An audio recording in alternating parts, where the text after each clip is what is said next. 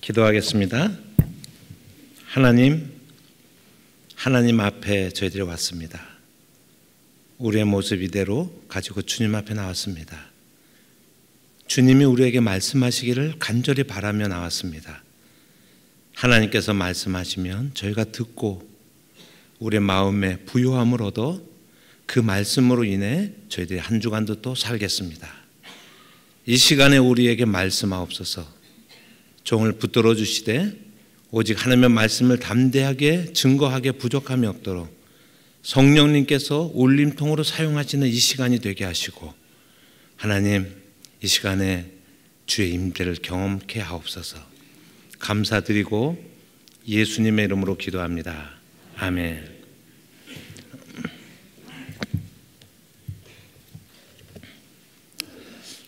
에스더는 할 필요가 전혀 없던 일을 한 사람이었습니다. 페르시아는 그 당시에 인도부터 이디오피아에 이르기까지 127도를 다스리는, 우리가 잘 아는 것처럼 아하수에로 대왕이라고 하는 그런 왕의 총애받는 왕비였습니다.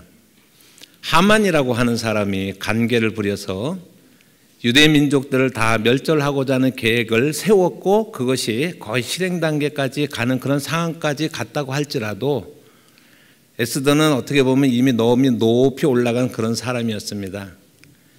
풍랑이 일어도 풍랑 위에 있었던 사람이었어요. 저는 미국에서 25년 이제 살고 목회를 하다가 작년에 이제 한국에 귀국을 했는데, 미국의 부자들은 불경기다 이런 거를 타면은 부자가 아니에요.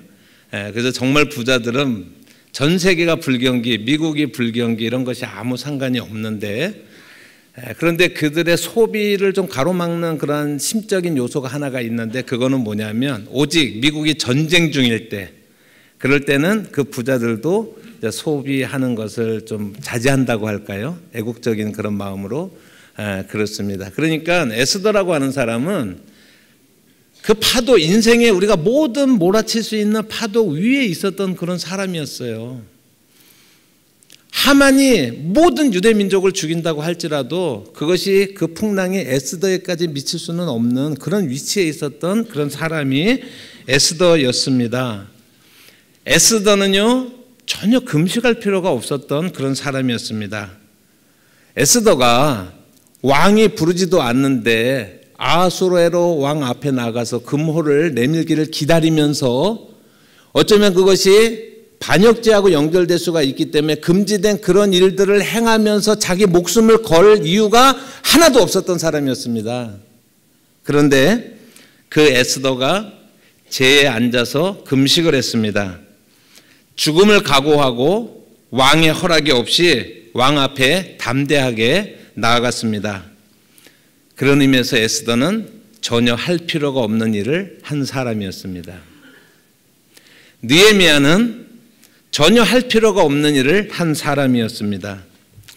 그는 우리로 치면 포로로 잡혀갔지만 요즘 현대적 개념으로 하면 이민 1세대였어요. 당시 세계 최고의 강국인 페르시아에, 그러니까 우리식으로 말하면 여러분 그냥 우리식으로 말하면 미국 같은 나라에 이민 1세대로 가가지고 왕의 술 맡은 관원장이 되었다라고, 아닥사스다 왕의 술 맡은 관원장이 되었다라고 하는 것은 굉장히 신임을 받는 이민 1세대 저 외지에서 온 사람으로서는 더 이상 올라갈 것이 없는, 그렇게까지 올라갔던 그런 사람이었습니다.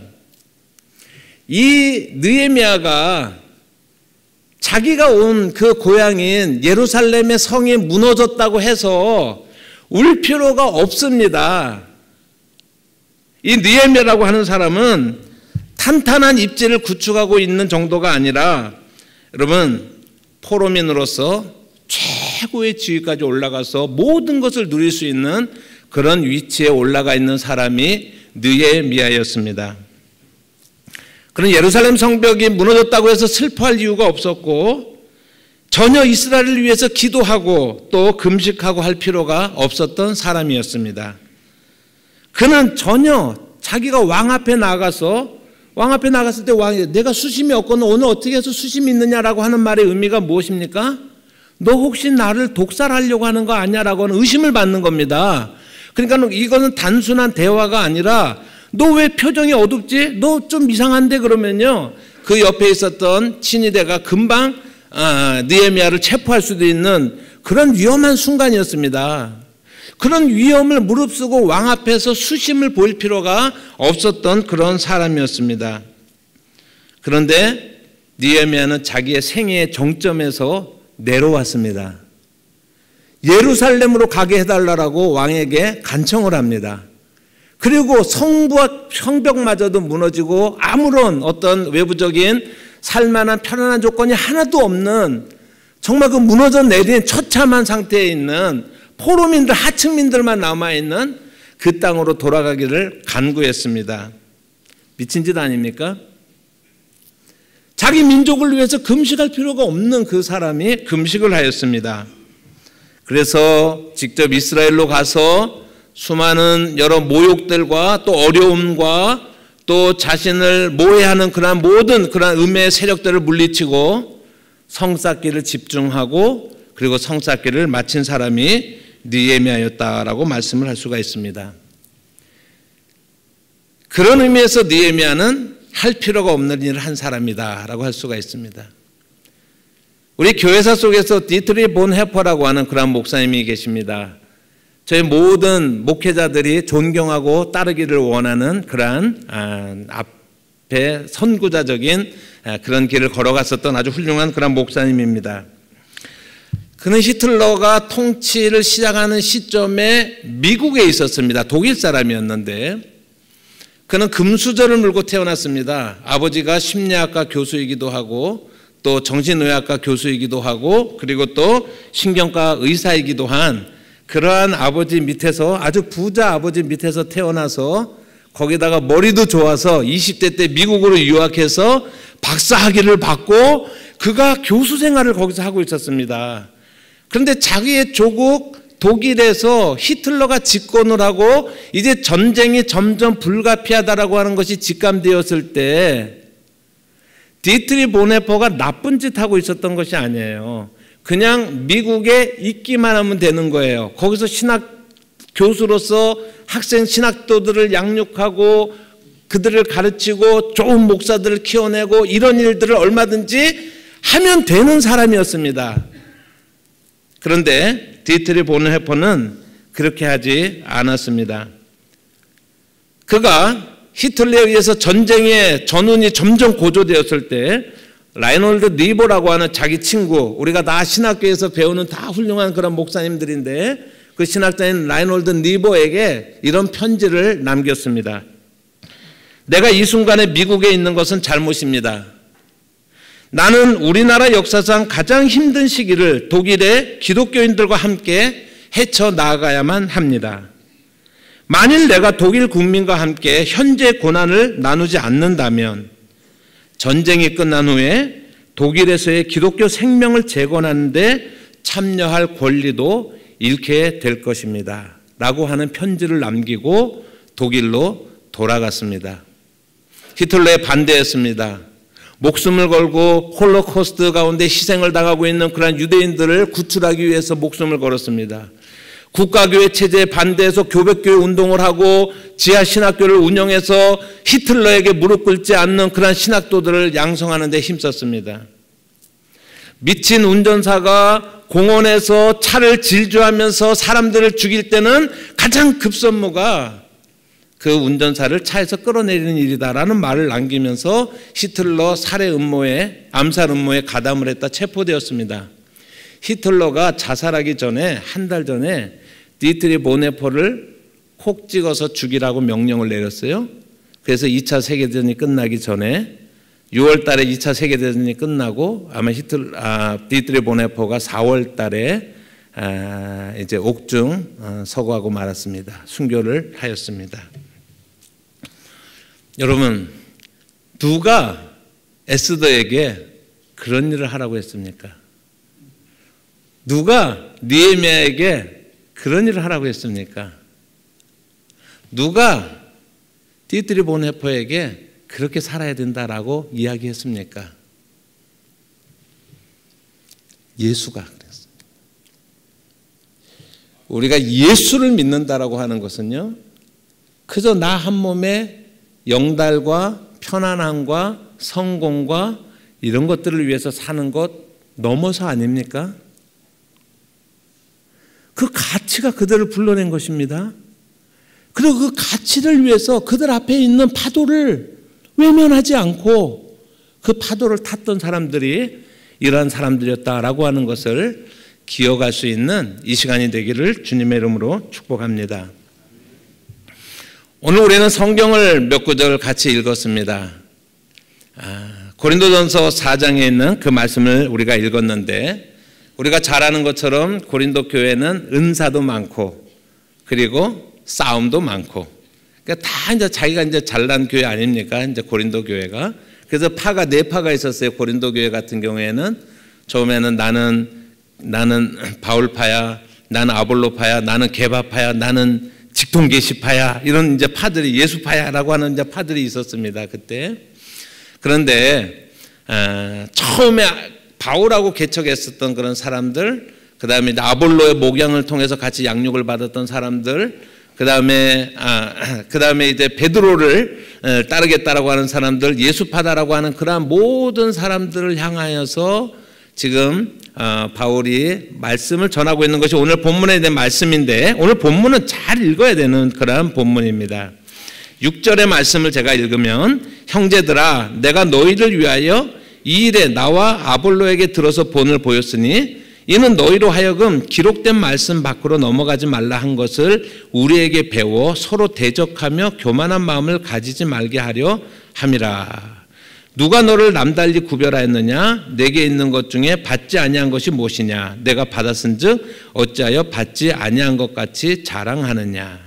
고린도 교회 분열의 원인은 내가 최고라고 하는 것이었습니다.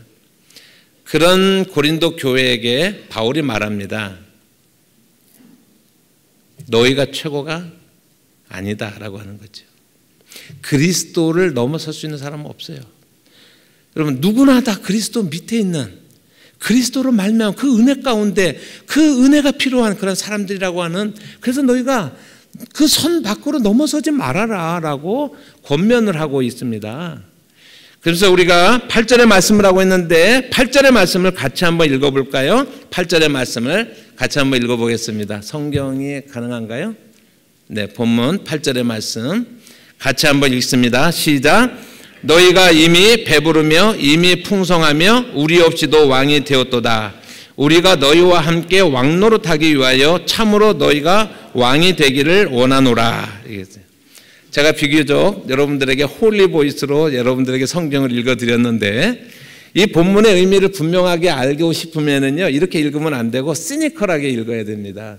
그래서요, 바울이 요 본문을 읽을 때 실감나게 읽으려면 이렇게 되는 겁니다. 지금 고린도 교회의 모습을 보면서, 야, 참 좋다.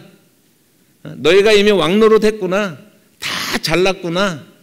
너희들이 왕노릇하고 그러니까 뭐 나도 좋지. 왜냐면 내가 너희들에게 복음을 전했잖아. 그러면 나도 당연히 왕노릇 하는 거 아니겠어? 더 해. 괜찮아. 더 즐겨. 이렇게 말을 하는 것입니다. 이것은 그렇게 하라는 거예요? 하지 말라는 거예요? 하지 말라는 뜻에서 그렇게 이야기를 하는 거예요. 내가 너희들에게 복음을 전했는데 너희가 왕노릇하면 나도 복음 안에서 왕노릇하겠지. 근데 지금은 샴페인을 터뜨릴 때가 아니야. 지금은 왕노릇 할 때가 아니야. 이 땅에서 그리스도인으로 산다는 것이 무엇을 의미하는지 너희가 들어보겠느냐라고 바울이 이야기하는 것입니다. 그래서 약간 비웃듯이 시니컬하게 그렇게 읽어야지만 8절의 말씀을 잘 읽는 건데, 9절의 말씀을 제가 오늘 주로 여러분들과 강해를 하려고 합니다. 9절의 말씀을 같이 한번 한 목소리로 크게 읽어보겠습니다. 시작. 내가 생각건대 하나님이 사도인 우리를 죽이기로 작정한 자같이 끝으로미에 두셨음에 우리는 세계 곧 천사와 사람에게 구경거리가 되었노라. 그래서 이런 본문들도 그냥 국어책 읽듯이 읽으면 잘 살아나지가 않아요. 그런데 우리 한글 번역 성경이 대부분 아주 잘 번역된 성경이지만 이 부분은 조금 그 의미를 살릴 수 없게끔 그렇게 번역이 되어 있습니다. 그래서 제가 그 의미들을 여러분들에게 말씀을 드리려고 하는데, 이 광경 속에는 로마가 들어가 있습니다. 이 한 절 속에 로마의 제도가 들어가 있는데, 그 중에 하나는 뭐냐면 로마의 개선식이 이 장면 속에 들어가 있습니다. 그래서 그걸 제가 NIV 성경을 그냥 영어 성경인데 제가 구절의 말씀을 직역해서 한번 읽어볼 테니까, 제가 직역을 한 거를 한번 읽어볼 테니까 여러분들이 구절을 한번 다시 보시기를 바랍니다. 왜냐하면 내가 보기에는 하나님께서 우리를 행렬의 제일 끄트머리에 전시해 놓은 것 같습니다. 투기장에서 죽임을 당하도록 심판받을 자들처럼 말입니다. 우리는 온 세계 곧 사람들뿐만 아니라 천사들에게도 구경거리로 세워진 것입니다 라고 말하고 있습니다. 이게 NIV 성경에는 좀 그 감이 상견하는데 두 가지 단어가 로마 문화가 있어요. 그 하나는 뭐냐면 개선행진이라고 하는 프로세싱이라고 하는 그 단어가 여기에 들어가 있고요. 또 하나는 아레나라고 하는 원형 경기장이 이 속에 들어가 있습니다. 그래서 이 구절의 말씀을 제가 여러분들에게 설명을 드리면, 바울이 지금 고린도 교회를 향해서 이 땅에서 우리가 그리스도인으로 산다는 것의 의미가 무엇인지 아니? 너희가 그것에 대해서 한번 알고 싶니? 그러면서 설명을 하는 거야. 이것은 그 당시에 고린도 교회에게는 설명이 필요가 없어요. 그런 문화 속에서 살고 있었던 사람들이기 때문에. 그러나 오늘 우리들에게는 이 말씀의 의미가 좀 설명이 필요한데, 로마의 장군이 로마를 위해서 큰 전쟁에서 승리를 거두게 되면 로마 원로원에다가 보고를 하게 됩니다. 그러면 원로원에서 로마의 명예와 로마의 이익과 로마의 영토를 크게 확장한 그런 큰 승리를 거뒀다라고 판단이 되면 로마 원로원의 결의에 의해서 당신은 개선식을 하고 들어와라 라고 이렇게 허락을 해줍니다. 그러면 개선식을 하면서 이제 로마 시내로 들어오는 겁니다. 그래서 로마에는 역사적으로 43개 정도의 개선문이 세워졌었던 그런 기록들이 남겨져 있습니다. 그래서 이 개선식을 할 때는 어떻게 하냐면, 개선 장군이 최고 사령관이 있겠죠. 임페라토라라고 불리는 최고 사령관이 있는데, 최고 사령관이 흰말 2필이나 4필, 그러니까 하얀 말 4마리나 8마리가 끄는 그러한 그 로마식 전차, 여러분 커바디스나 영화 같은 데 보면 로마식 전차 알잖아요. 거기에 딱 올라서 10마리 끄는 그걸 타서 개선 장군이 이제 들어가게 됩니다. 그 당시에 로마의 인구가 한 100만 명 정도가 되는데, 여러분 저는 1970년대 때 중고등학교 생활을 하면서 갑자기 공부하고 있는데 어디 나가래요. 그래서 나갔더니 태극기를 하나씩 주면서 막 흔들래요. 그래서 흔들고 왔는데 알고 봤더니 뭐 봉고의 가봉 대통령인지 가봉의 봉고 대통령인지 누가 온 거야. 그러면 학교에서 수업하다 말고 길가에 나가고 환영한다고 막 이제 하고서 다시 들어가서 이제 공부하고 그러기도 했었는데, 딱 그 분위기를 연상을 하면 되는데, 로마의 시민들에게 그날은요, 엄청난 로마에 대한 자긍심을 높이는 큰 구경거리이기 때문에 수업 시간에 강제로 불러낼 필요가 없이 연도가 100만의 인파로 여러분 한번 꽉 찬다고 생각을 해보십시오. 얼마나 많은 사람들이 그 개선 행진에 참여하고 구경하는지 여러분 한번 생각해 보시기 바랍니다. 그 선두에는 누가 선다고요? 개선 장군이 당연히 서는 거예요. 흰말 2필이, 흰말 4필이 끄는 개선 장군, 보모도 당당한 개선 장군이 들어오면 그 밑에 이제 예하의 수하 장군들이 같이 따라서 오겠죠. 그리고 로마 군인들은 1시간 걸었다 그러면 1시간에 4km씩 또박또박 걷는 사람들입니다. 이 사람들이 연도에 수많은 사람들이, 저도 2009년도에 마라톤을 풀코스를 한번 뛰어봤었는데 저는 되게 겁먹었는데 별거 아니더라고요. 막 옆에서 길에서 박수 쳐주니까 저절로 뛰어가요.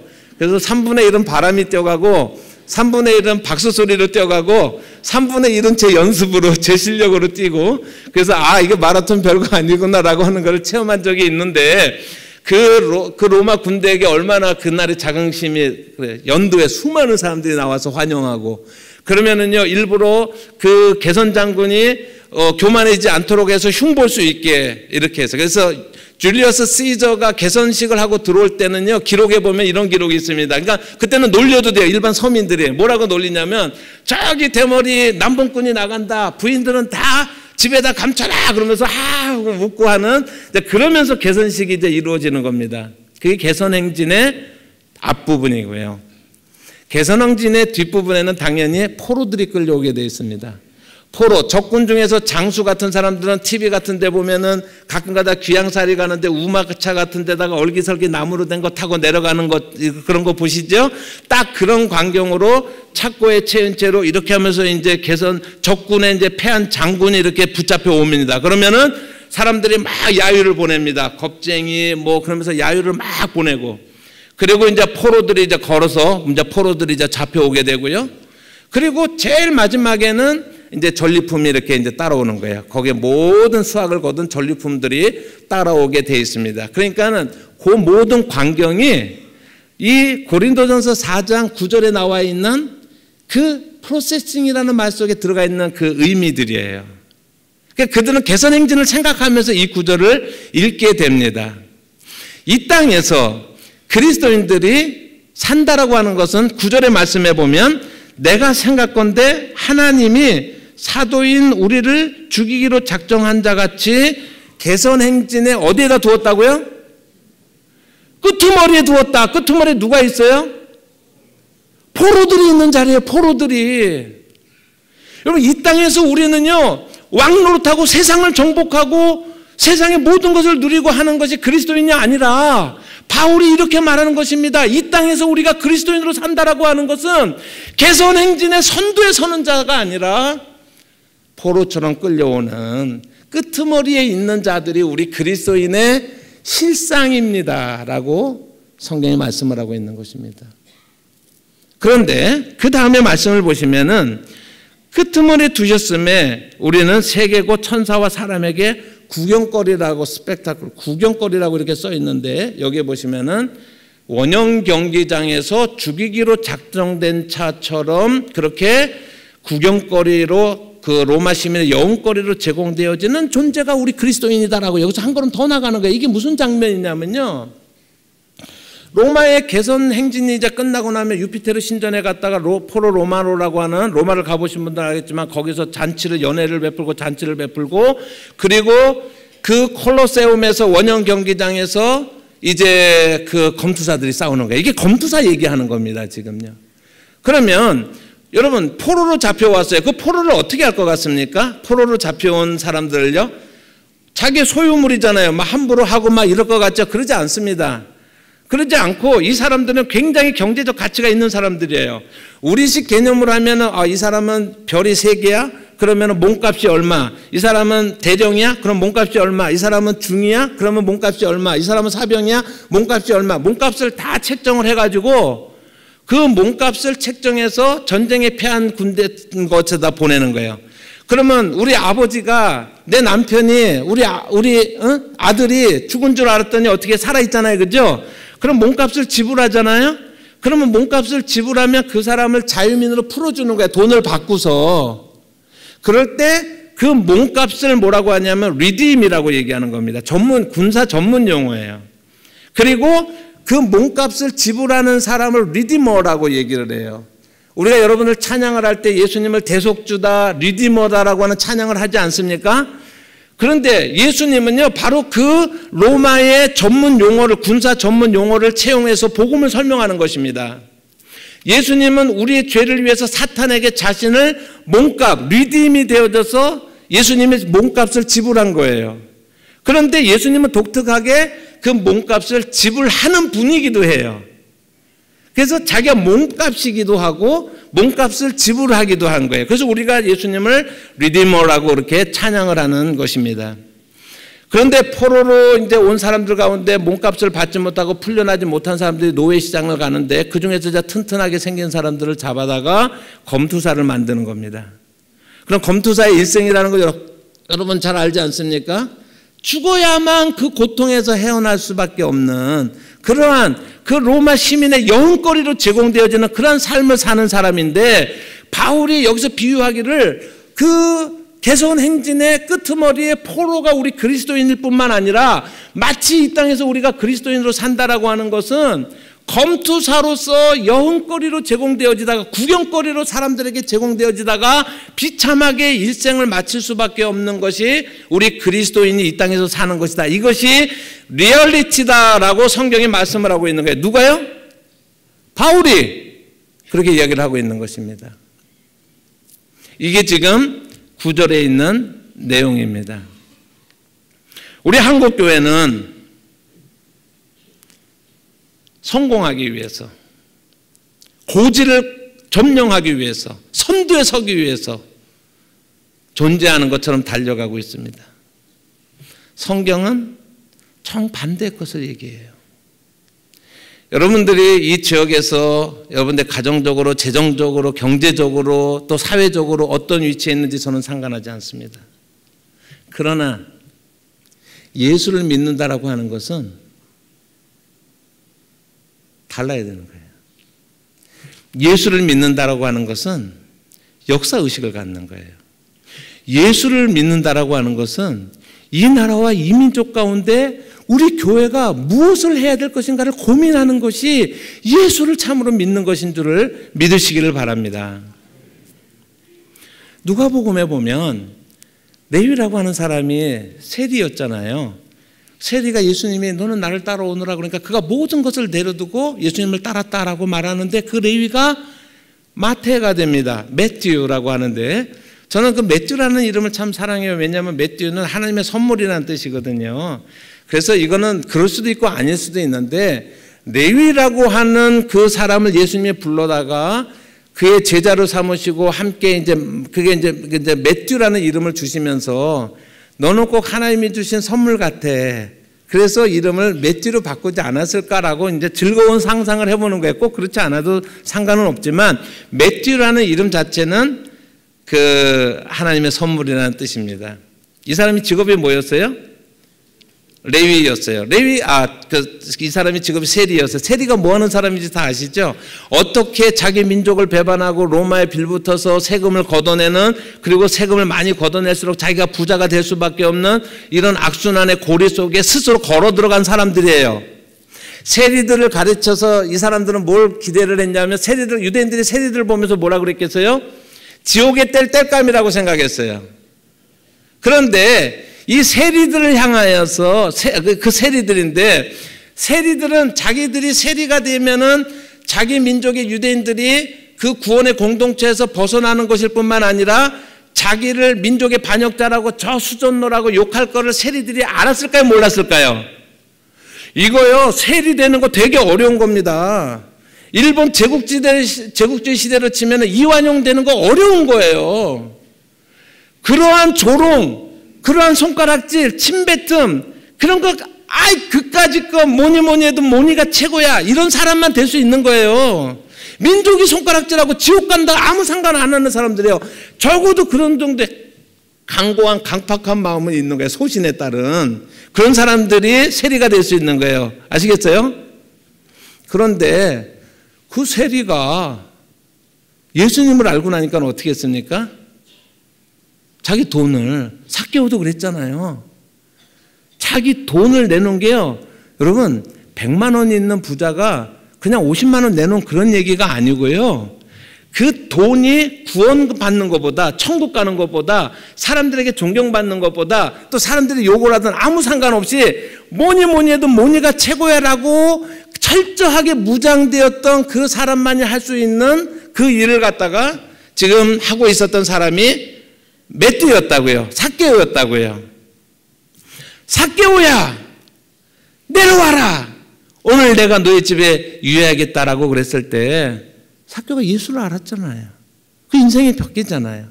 내가 누구에게 그렇게 참 험하게 하고 못되게 해서 그런 것 있으면 내가 4배나 토해내고 내 재산의 절반이나 주고, 이런 얘기들이요, 어떤 한 사람이 그냥 우연의 어떤 계기를 통해서 자기의 재산을 좀 내놓는 거하고 차원이 다른 이야기에 레디칼한 변화가 있었던 것이 예수를 믿는다라는 것이고 예수와 만난다라는 사건인 것입니다.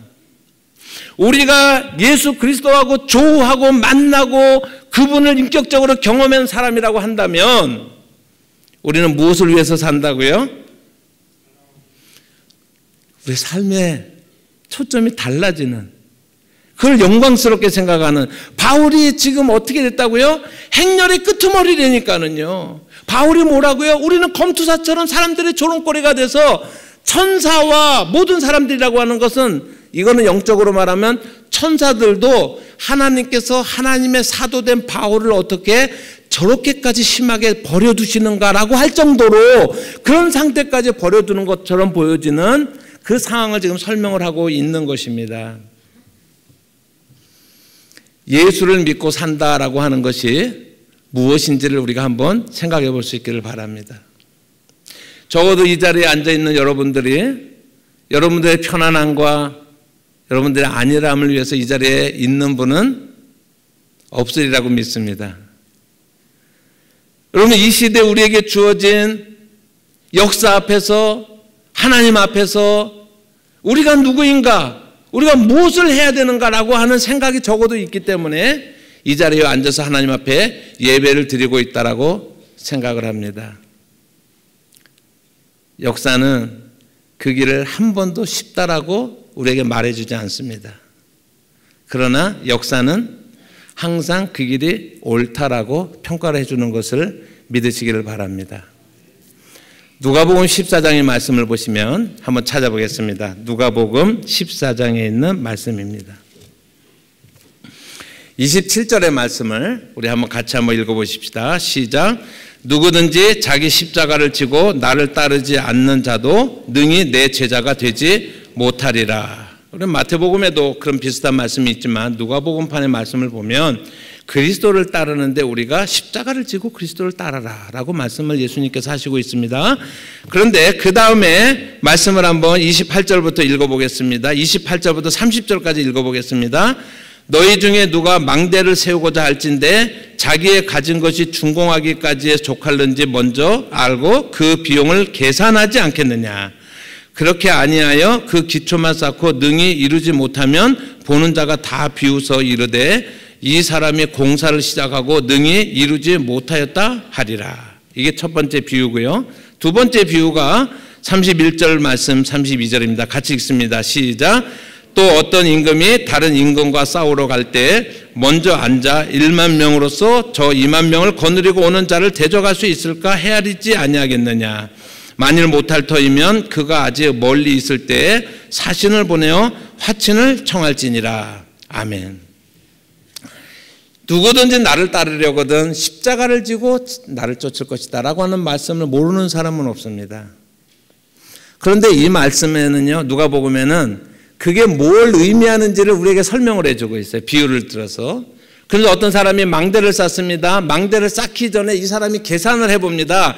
내가 가지고 있는 돈으로 이 망대를 잘 쌓을 수 있을지, 혹시 쌓다가 중간에 멈추게 되면 사람들이 조롱할 수도 있으니까 계산해보고 나서 충분하다라고 생각했기 때문에 쌓지 않겠느냐라고 하는 거고요. 두 번째는 내가 임금인데 내 휘하에 10,000명의 군사가 있습니다. 그런데 지금 상대방 국가에서 2만 명이 쳐들어오고 있어요. 그럼 이 왕이 철저하게 계산해보지 않겠어요? 그래서 화친을 청하는 게 더 나을지 아니면 싸워서 이기는 쪽을 선택하는 것이 더 나은지 계산해보지 않겠느냐라고 하는 말씀이 누구든지 나를 따르려거든 자기 십자가를 지고 나를 쫓을 것이라는 말씀 그 뒤에 같이 붙어 있는 겁니다. 그러니까 이건 연관성이 있겠죠? 이 말씀이 뭔지 아십니까? 저는 목사예요. 저는 89년도에 신학 입학을 했으니까 이제 30년째 목회를 하고 있는 목사인데 제가 신학교에 들어갈 때 계산이 끝나서 들어간 사람입니다. 예수가 세상의 어떤 가치보다도 귀하다라고 계산이 끝난 거예요. 저는 지난 30년 동안 목회를 하고 살아가면서 한 번도 잊어버리지 않은 것이 나는 계산을 이미 다 끝낸 사람이야 라고 하는 거예요. 문제는 뭐냐면 중간에 계산을 잘못했나 봐 그러면서 다시 계산하는 게 문제예요. 신학교 가서 전도사님들이 처음부터 나쁜 짓하고 처음부터 못된 사람 되고 처음부터 그러려고 들어간 사람은 믿고 싶지는 않아요. 제가 그런 사람이 있다라고요.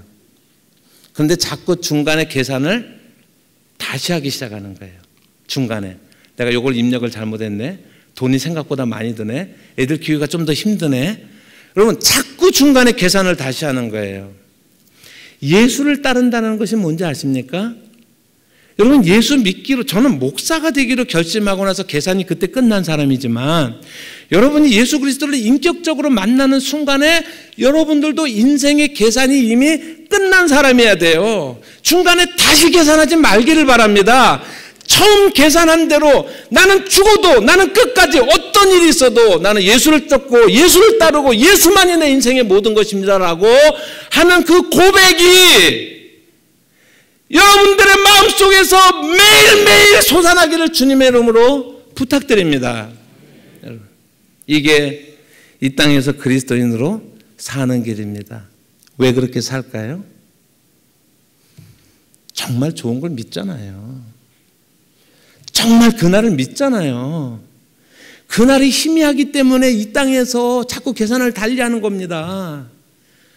그날이 분명하면, 영원한 하나님 나라 백성됨이 분명하다면 여러분, 그런 사람들은 결코 이 땅에서 다시 계산하지 않을 것입니다. 우리의 인생의 걸음에서, 우리의 신앙의 걸음에서 계산을 다시 한다면 사탄의 조롱을 받는 것입니다. 세상의 조롱을 받는 것입니다. 우리가 가기로 한 그 믿음의 길을 향하여서 알고 가는 길이잖아요. 고통이 있을 것이다. 개선행진의 끄트머리다. 우린 포로야. 우리는 검투사야. 우리는 알고 가는 길이잖아요. 언제 성공하는 길이라고 그러는데 예수님 와봤더니 속았잖아요. 그럴 필요가 없잖아요. 예수님 다 말씀하셨잖아요. 십자가를 지라, 나를 따르라, 나를 본받으라, 나처럼 살아라 라고 예수님 다 말씀하셨잖아요. 여러분, 알고 가는 길 아닙니까? 중간에 계산하지 않는 여러분들 되시기를 주님의 이름으로 축복합니다.